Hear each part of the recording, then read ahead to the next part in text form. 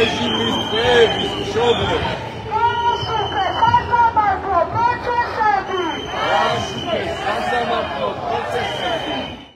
პროტესტის 205 დღეს პროევროპული აქციის მონაწილებმა რუსთაველის გამზირი პროტესტის ნიშნად ისევ გადაკეტეს მოქალაქეები. ქართული ოცნების მიერ ევროკავშირთან გაწევრიანებაზე შეჩერებულ მოლაპარაკებებს აპროტესტებენ და ახალ საპარლამენტო არჩევნებს და აქციებზე დაკავებული დემონსტრანტების გათავისუფლებას ითხოვენ.